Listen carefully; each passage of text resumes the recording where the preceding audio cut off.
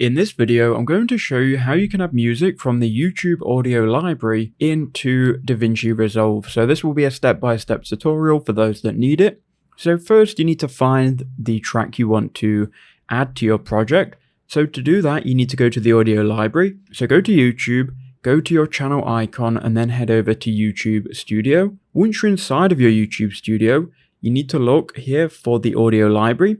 So if you scroll down on this left sidebar, you can then go to audio library here. Once you're in audio library, you can obviously see all of the songs available. These are all going to be royalty-free songs that you can use in your videos. Now, you can filter by clicking on this button by track title, genre, mood, name, and so on. And you can also preview and play the tracks. For me, we're just going to go in blind and we'll just choose this dramatic one here.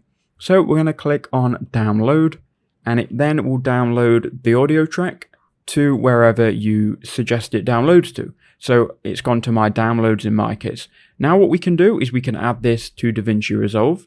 So we're going to open up Davinchi Resolve, and then what I'm going to do is in the File Explorer, I'm going to head over to my downloads because that's just where the track was downloaded to. And what we can do is we can then drag it into the media pool in Davinchi Resolve.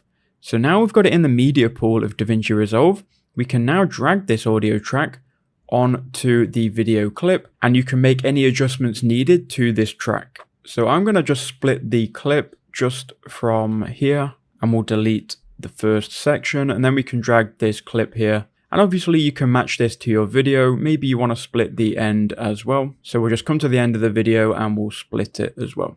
So now we've got the audio track added, and we can go ahead and export, and that's all you do.